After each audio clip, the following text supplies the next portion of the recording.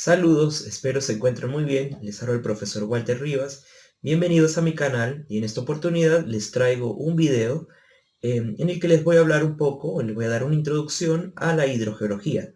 Bueno, les vamos a hablar sobre lo que es la hidrogeología como tal, que estudia cuál es su principal campo de estudio, las aguas subterráneas, cómo se originan, cuál es su importancia y cuáles son las ventajas y desventajas del agua subterránea. Para comenzar, entonces, tenemos que definir qué es la hidrogeología.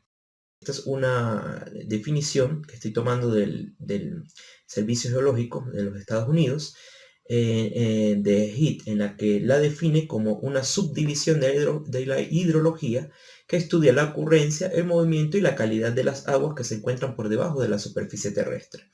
Entonces es importante analizar esta definición, ya que en muchas otras partes vamos a conseguir definiciones como que la hidrogeología es una ciencia por sí sola, pero realmente la hidrogeología nace a partir de la hidrología o se clasifica como una rama de la hidrología. Recuerden que la hidrología se divide en dos grandes ramas, que son la hidrología superficial y la hidrología subsuperficial o subterránea. Y es aquí donde se acuña el término hidrogeología entonces para referirse a lo que es la hidrología subterránea o el estudio de las aguas subterráneas.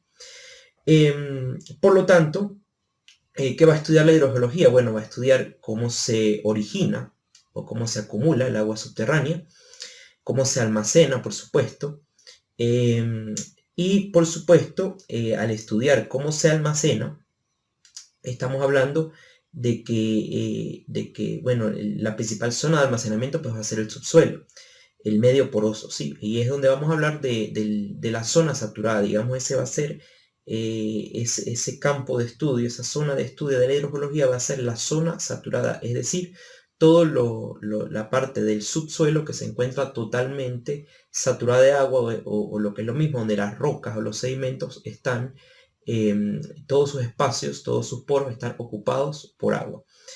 Y también, por supuesto, la hidrogeología va a estudiar lo que es el movimiento del agua subterránea, ya que esta en algunas zonas puede estar estática, pero en otras puede estar en movimiento por diferencias de presiones. Cómo se distribuye, ya que su distribución es muy diferente en distintas partes del subsuelo y pues está condicionada por distintas condiciones. Sus propiedades físicas, sus propiedades químicas y biológicas. Muy importante en este punto, lo que es la calidad del agua, va a ser otra de las partes de los campos de estudio de la hidrogeología, y es acá donde hablamos de la hidrogeoquímica, como digamos una subdivisión de la hidrogeología que se va a encargar precisamente de esta parte. Y por supuesto cómo interactúan todos los factores, los agentes externos, lo que es el medio físico y biológico, todo lo que es la vida, nosotros, por ejemplo, los microorganismos, con el agua que se encuentra almacenada en el subsuelo. Entonces, podemos observar acá este pequeño gráfico, en donde este es un gráfico que es tomado del libro Ciencias de la Tierra de Tarbut y Lütjens, un gráfico muy sencillo que nos muestra dos zonas, ¿sí? Una zona que se denomina zona de aireación, en la cual las partículas del subsuelo o del suelo, sus espacios vacíos, sus espacios porosos, no están totalmente rellenos de agua, sino que están rellenos de aire, y puede haber humedad de agua, ¿sí? En el contacto entre esos granos, entre esas partículas. Pero acá lo importante es que en esa zona de aireación los espacios porosos están rellenos de aire, mayormente.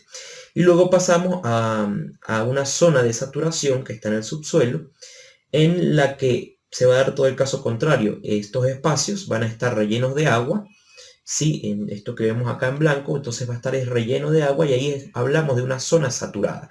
Y esa zona es la que estudia la hidrogeología, ¿sí? Ahí es donde se va a acumular el agua subterránea.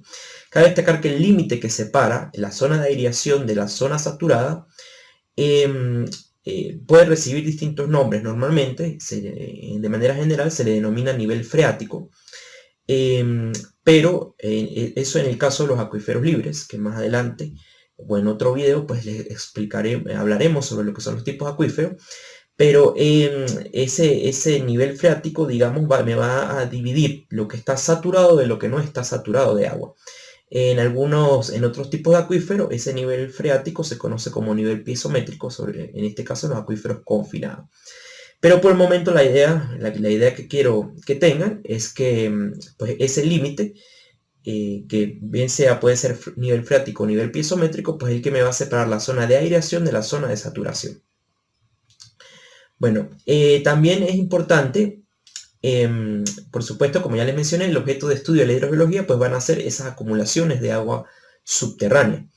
¿De qué va a depender esa acumulación de agua subterránea? Bueno, va a depender de dos propiedades que son características del medio. ¿Sí? Cuando hablo del medio, quiero decir que esto puede ser roca o puede ser sedimentos.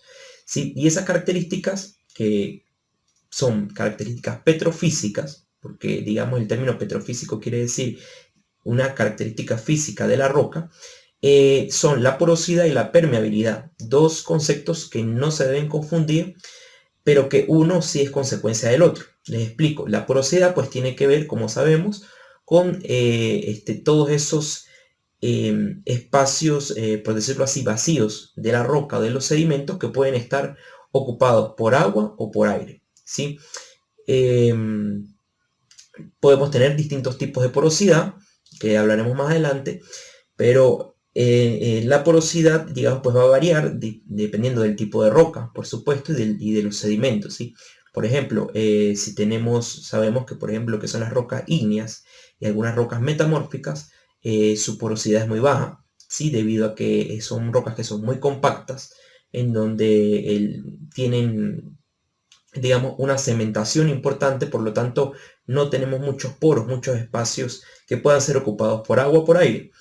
Y en el caso de ya las rocas sedimentarias, pues si hablamos de una arenisca, digamos una arenisca que no esté cementada, por ejemplo, una arenisca pura, o arena, conglomerados, ¿sí?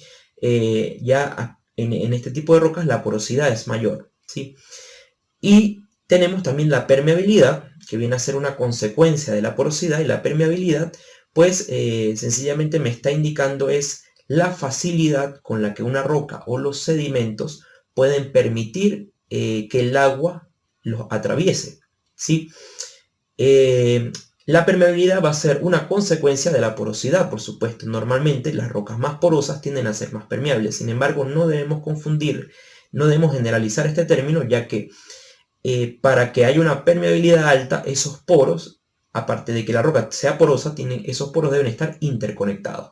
Por lo tanto, acá hablamos de otro término que se llama porosidad efectiva, ¿sí? Que digamos es la parte de la porosidad total en la que va a estar representada por los poros que están interconectados. Entonces, ojo con este término, que es bien importante cuando hablamos de el flujo en un medio poroso, el flujo de agua subterránea, la porosidad efectiva, y ella sí me va a determinar lo que es la permeabilidad. O sea, una roca que tiene una porosidad efectiva alta va a ser bastante permeable.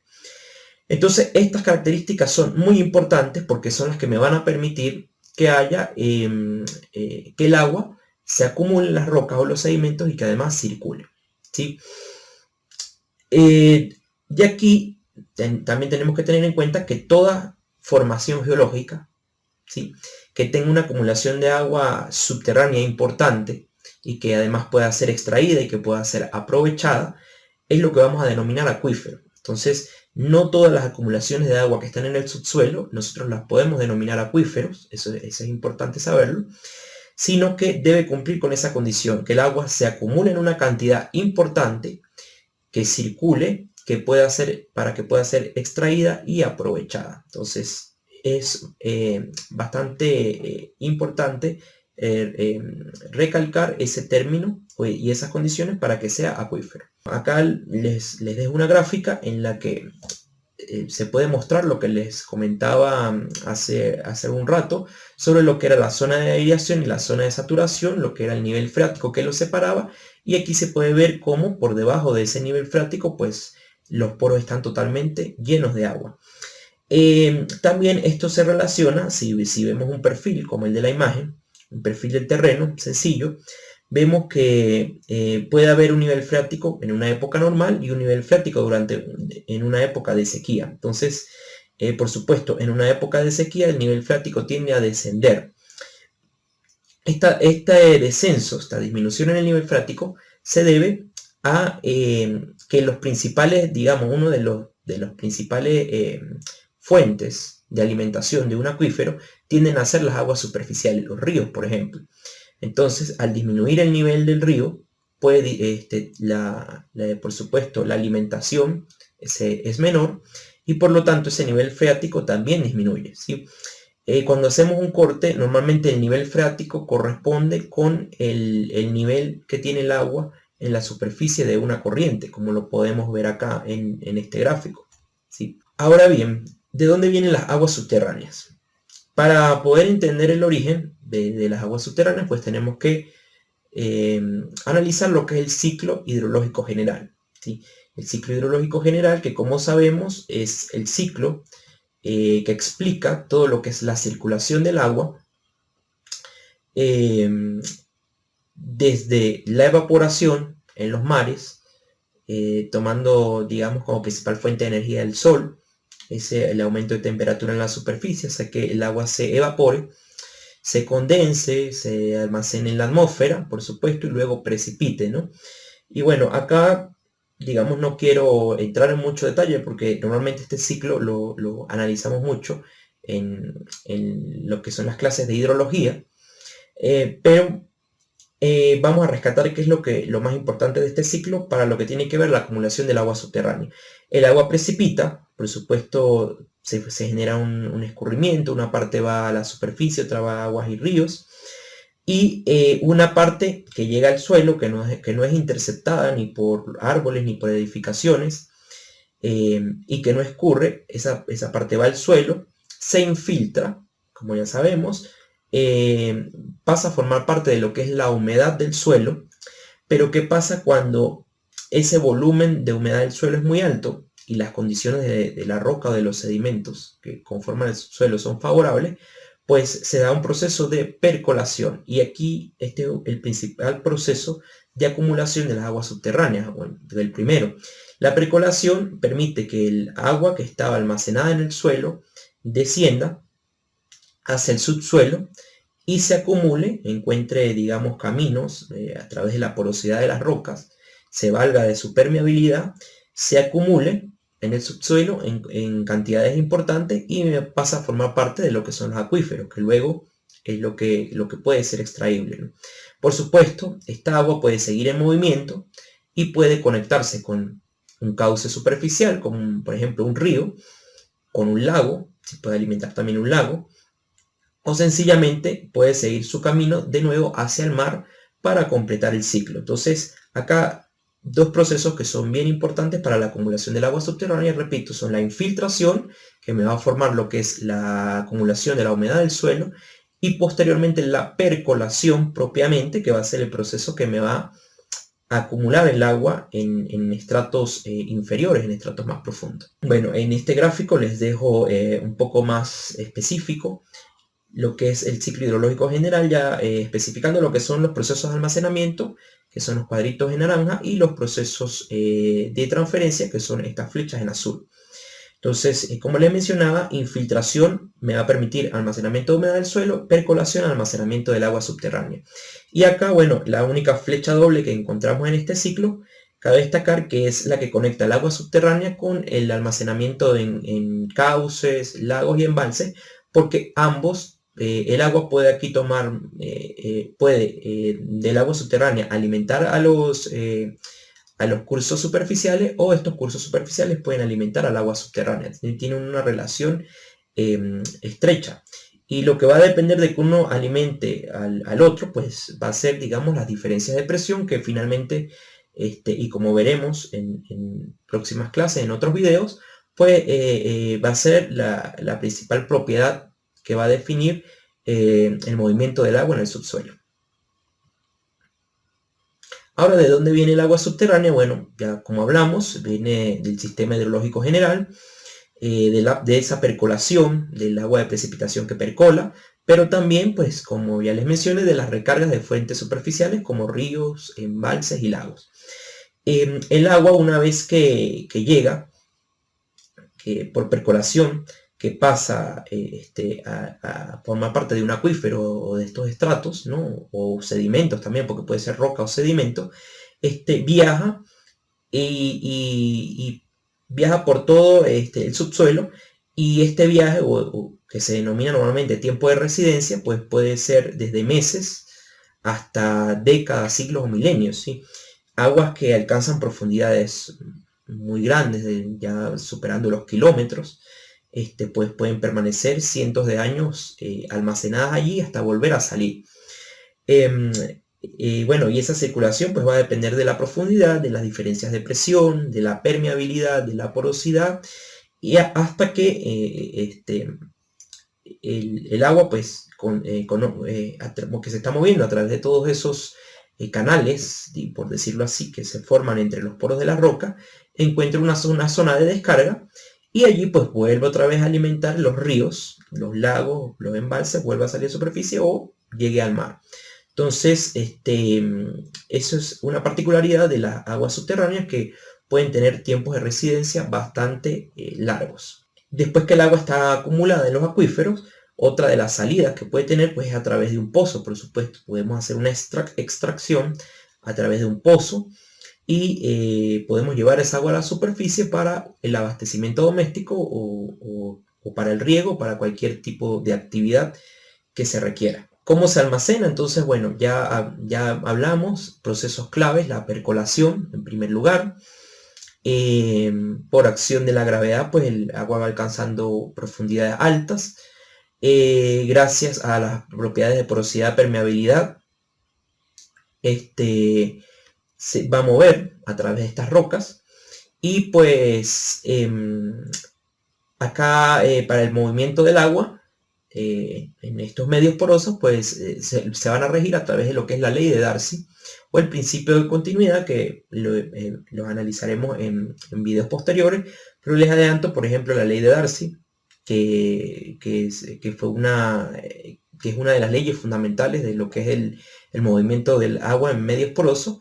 Lo que me relaciona es, digamos, el caudal de agua que se mueve a través de un medio, con el área, con la velocidad, ¿sí? Con el diámetro de esos poros por los que se mueve, que bueno, está relacionado con el área, y con una constante K, que depende de esa particularidad, o que va a ser particular de cada medio, de cada roca, de cada tipo de sedimentos.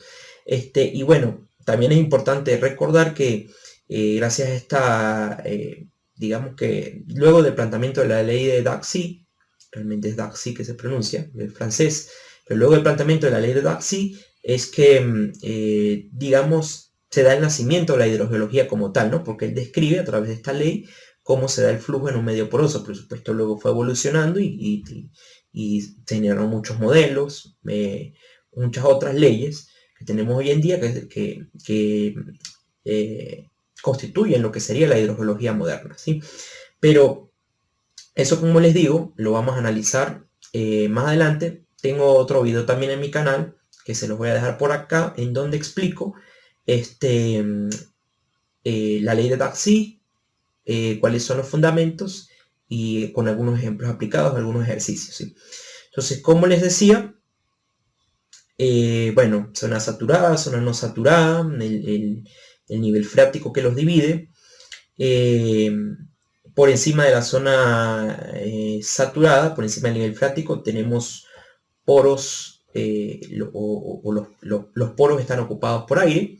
Puede haber cierta humedad, por supuesto que sí. De hecho, hay una zona donde hay un fenómeno de capilaridad que se da por el ascenso del agua a través de esos pequeños tubos que se forman entre los espacios de los sedimentos de la roca. Sí, y hay humedad, pero no todos los poros están ocupados por agua. Y por debajo del nivel freático sí vamos a tener la zona saturada, en donde todos los poros, todos esos espacios están totalmente ocupados de agua. Y ahí es donde vamos a tener los acuíferos. Acá les hablaba de la porosidad hace unos momentos, que es una de las principales propiedades de los medios porosos y que me va a condicionar la circulación del agua subterránea. Y tenemos lo que es la porosidad primaria y la porosidad secundaria. La porosidad primaria es la que tiene que ver con, digamos, con las características, o sea, está relacionada con la porosidad que adquiere la roca cuando se forma, ¿sí? Es decir, es la porosidad, por ejemplo, en el caso de una roca sedimentaria, la porosidad que adquirió la roca luego de todos sus procesos de diagénesis, de compactación, etcétera, que sufrió, esa va a ser su porosidad primaria. Luego, si esa roca es alterada, bien sea por tectónica, por metamorfismo, se generan fracturas, se genera disolución dentro de la roca, esa porosidad puede aumentar. Entonces aquí cuando hablamos de una porosidad secundaria o una porosidad que es posterior a la formación de la roca, ¿sí? Para entenderlo de una mejor manera. Para ponerles un ejemplo, en el caso de las calizas, cuando se haga disolución, cuando el agua entra, digamos, en contacto con este tipo de rocas y empieza a disolver la calcita, que es uno de los minerales mayoritarios de la caliza, entonces se disuelve y eso, digamos, esas vetas o esas partes que estaban ocupadas por mineral de calcita dentro de esa roca, quedan vacíos y por supuesto por allí se forman unos canales que son favorables para la acumulación de agua y para su circulación, por supuesto. En cuanto a la importancia de las aguas subterráneas, bueno, las aguas subterráneas representan el mayor depósito de agua dulce que resulta fácilmente asequible a los seres humanos. En algunas zonas más asequible que en otras, vale la pena resaltar eso. Pero si analizamos los datos, las estadísticas, los datos, perdón, que existen, del agua dulce de la hidrosfera, pues el mayor volumen de agua líquida, ¿sí? Porque también tenemos agua sólida en forma de casquetes polares y glaciares, pero el mayor volumen de agua líquida dulce, o sea que podemos consumir, se encuentra las aguas subterráneas con un 14%, ¿sí? Ya que, bueno, el 84.9% está en forma sólida como casquetes polares y glaciares. Y luego, bueno, tenemos el 14% de agua subterránea y en una participación muy pequeña, pues tenemos todo lo que son las distintas formas de agua superficial, ríos, humedad del suelo, lagos y embalses. Entonces, también otra cosa que vale la pena resaltar de esta tabla es que los mayores volúmenes, por supuesto, de agua dulce los vamos a tener como agua subterránea y el agua subterránea tiene tasas de intercambio bastante altas. ¿Qué quiere decir eso? Que para poderse recuperar el agua subterránea o un almacenamiento de agua subterránea, pues pasan tiempos bastante largos, ¿sí? Esto tiene que ver con lo que expliqué anteriormente sobre todo el tiempo que tarda en desplazarse el agua por el subsuelo, ¿sí? Viaja a velocidades muy bajas, ¿sí? Del orden de centímetros por día o incluso hasta por año, dependiendo de las características del medio, y por eso es que sus tasas de intercambio, la tasa de recuperación, de que se forme todo el ciclo, es bastante grande, ¿no? En cuanto a la distribución global del agua, bueno, acá vemos otro gráfico en el que vemos, digamos, una manera un poco más gráfica, más ilustrada, que el agua subterránea, pues, digamos, del 100% de agua que tenemos, el 97% es agua salada en los océanos, el 3% es agua dulce. De ese 3%, si lo desglosamos, vamos a tener que el 30% es agua subterránea y el 68.7% capas de hielo y glaciares, agua sólida, ¿no? Y esos otros, pues, son agua superficial.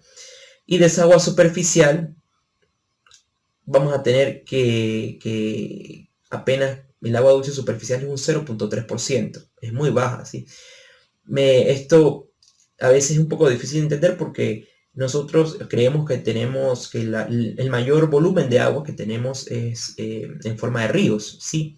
O lagos, porque es lo que podemos ver en superficie, pero no es así. Realmente el mayor volumen de agua está por debajo del subsuelo y no lo podemos ver. ¿sí? Está protegido de cierta manera de la contaminación, pero pues también por efectos antrópicos puede llegar a contaminarse, ¿no? Entonces, de aquí es importante reflexionar sobre la importancia y el protagonismo que tiene el agua subterránea dentro de los recursos hídricos a nivel mundial. Entonces, en conclusión, el 94% del agua líquida, el agua dulce líquida, es subterránea. Si llevamos todo esto solamente a lo que es el agua dulce líquida, ¿no? Tiene otra importancia el agua subterránea. Desde el punto de vista geológico, disuelve las rocas, contribuye a la formación de cuevas, ¿sí? Por disolución, como ya les mencioné el ejemplo, por ejemplo, la disolución de la calcita.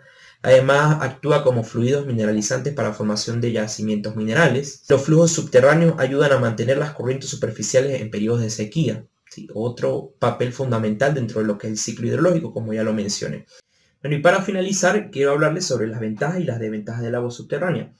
La principal ventaja va a ser que el agua subterránea se almacena en grandes volúmenes, en depósitos de gran capacidad en el subsuelo, que están protegidos desde hasta cierto punto de la contaminación externa, ¿sí? Ya que las aguas subterráneas están muchos metros por debajo del suelo. Sin embargo, también se pueden contaminar por cualquier sustancia que entre en contacto con el subsuelo y que percolen. Generalmente son de buena calidad. En la mayoría de los casos los tratamientos son sencillos, ¿sí? Y de bajo costo si se compara, por ejemplo, con el tratamiento que debe sufrir el agua superficial, ¿no?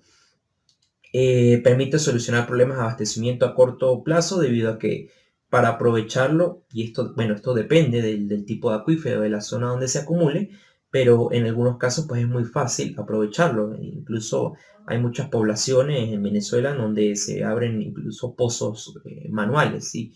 Ya que el agua subterránea pues no está a una profundidad importante. Las captaciones, lo que son los pozos, por ejemplo, se pueden ubicar muy cerca de las poblaciones, de lo que son los centros de demanda. Se puede bombear con facilidad. Se pueden desarrollar por etapas, es decir, yo puedo ir haciendo pozos en un acuífero y puedo ir aprovechando en distintos momentos esas acumulaciones. Las aguas subterráneas normalmente se ven poco afectadas por periodos de sequía. Se ven muy poco afectadas o prácticamente no afectadas por lo que es la evaporación, por lo que son independientes de la época, aunque en épocas de sequía pueden recibir menos recarga, por supuesto, de lo que son las fuentes superficiales, y puede disminuir un poco el volumen, ¿no? Por eso se debe hacer un uso razonable y no exceder su explotación. En cuanto a lo que son las desventajas, pues su exploración normalmente es compleja. Digamos que dentro de lo que es el campo de estudio de la hidrogeología, también se encuentra la geofísica. O sea, la geofísica como una ciencia auxiliar para lo que es la exploración del agua. Sí, se utilizan más que todo métodos que tienen que ver con la resistividad, con la conductividad eléctrica, ¿sí? Y bueno, a veces es muy complejo conseguir el agua subterránea o poder definir cómo se encuentra acumulada, ¿sí? Normalmente el papel del hidrogeólogo es eso, ¿no? Explicar un poco cómo se encuentra almacenada, cómo se mueve, cuál es toda la configuración estructural y cómo se debe aprovechar. O sea que para el hidrogeólogo es clave conocer todo lo que es la geología, por supuesto, la geología tanto superficial como subterránea, para poder entender cómo se acumula este recurso, ¿no? Otra desventaja que tiene el agua subterránea es que no se puede observar directamente, ¿no? Como las aguas superficiales, por lo que se tienen que utilizar muchos métodos indirectos, métodos geofísicos, y bueno, esto va mucho con lo que acabo de decir, a veces es complicado su estudio. Y también esta invisibilidad, por decirlo así, del agua subterránea, tiende a que sea difícil para las personas, para, digamos, las instituciones, los gobiernos, etcétera, entender la importancia de su cuidado, porque como es un recurso que no se puede ver, pues es muy fácilmente de contaminar, ¿sí? Lamentablemente es así. La velocidad de renovación de un acuífero es muy lenta, como ya expliqué, por lo tanto, si no se explota de una manera racional, puede llegarse a una sobreexplotación y un agotamiento. Esto también es grave, ¿no? Hay muchos sitios donde los acuíferos ya están agotados porque se superó su tasa de alimentación, o su tasa de renovación, o su tasa de recarga.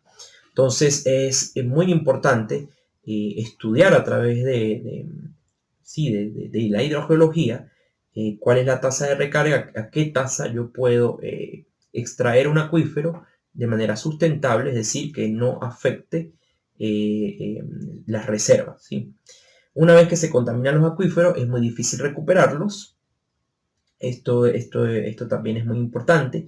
Hoy en día muchos estudios hidrogeológicos se abocan a lo que es la parte de recuperación de acuíferos, biorremediación, etcétera, por una gran cantidad de métodos que existen. Sin embargo, estos métodos pues tienden a ser muy costosos y algunos con una efectividad muy baja, dependiendo del tipo de contaminante. Entonces, es bastante complicado una vez que un contaminante llega al medio poroso y entra en contacto con el acuífero, es complicado sacarlo de allí o digamos, tratar el agua, ¿no?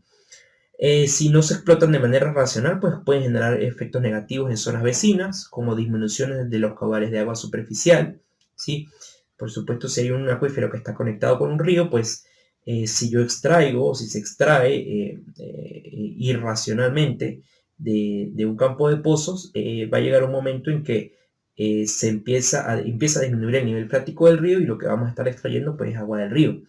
La intrusión salina, digamos, la salinización de acuíferos es otro problema y funciona sobre todo en acuíferos que están en zonas costeras, en los cuales el efecto del bombeo, de un pozo de bombeo, hace que por diferencia de presión el agua de mar o lo que es, sí, lo que es el agua de mar, el agua salada, intruya o entre al medio poroso y contamine el acuífero. Y por supuesto los fenómenos de subsidencia, que es cuando tenemos grandes volúmenes, sobre todo esto se da en acuíferos confinados, acuíferos que están eh, protegidos, tanto superior e inferiormente por capas impermeables. Cuando se extraen esos acuíferos, se produce una descompresión de la roca y si se extraen grandes volúmenes, puede haber una disminución, por supuesto, van a aparecer esos volúmenes que estaban ocupados, esos poros que estaban ocupados por agua, perdón, ahora van a estar por aire y por lo tanto puede haber un descenso en el suelo y se da un fenómeno de subsidencia. Su fácil acceso dificulta su fácil acceso dificulta su control y protección por parte de los organismos públicos. Aquí sería su difícil acceso. Es decir, que es complicado regular, por ejemplo, la cantidad de pozos privados que se hacen en una zona y cómo se está explotando el agua. Y la evaluación de costos de explotación es difícil, ¿sí? Porque se debe conocer muy bien todo lo que son las características geológicas del acuífero, su configuración estructural, cuántos pozos se deben colocar, a qué caudales, a qué población se va a servir. Son muchas variables, por lo tanto, evaluar costos pues, no es una tarea fácil. Y como podrán ver, los hidrogeólogos no tienen una tarea fácil, no es una rama fácil de lo que es la hidrología, porque, digamos, hay que manejar muchas variables, ¿sí? Y hay que utilizar muchos métodos indirectos para poder estudiar algo que no estamos viendo superficialmente. Y también, por supuesto, entender cómo se mueve el agua en el subsuelo, entender cuánto se puede explotar, los factores que inciden como las recargas, las disminuciones de los niveles, monitorear todo esto, pues implica bastante trabajo, ¿no? Y implica bastante conocimiento geológico además, tanto geológico como hidráulico como hidrológico. Entonces, bueno, esto es, digamos, con esto pues les quería traer una pequeña introducción, espero no haberme alargado un poco, sobre lo que es la hidrogeología, sobre lo que son las aguas subterráneas, cómo se almacenan, y pues bueno, más o menos de qué es lo que hace un hidrogeólogo, cuál es su papel, ¿no? Bueno, hasta acá este video, espero que haya sido de su agrado. Los invito a que se suscriban al canal, a que le den like, a que hagan sus comentarios. También les recuerdo que tengo a la venta un manual de hidráulica subterránea con ejercicios resueltos en los que siempre lo estoy ofreciendo en diferentes videos, pues hago mención de él, y que pueden obtener contactándome a través de mi correo electrónico. Si ustedes me envían un correo, les puedo enviar cuáles son las instrucciones para poder obtener ese manual. Bueno, hasta aquí este video. Espero que les haya gustado mucho, que haya servido para ilustrar un poco todo lo que es la parte de hidrogeología, o por ejemplo, por lo menos tener una pequeña introducción. Y bueno, mi nombre es Walter Rivas y espero que les haya gustado. Nos vemos en un próximo video. Hasta luego.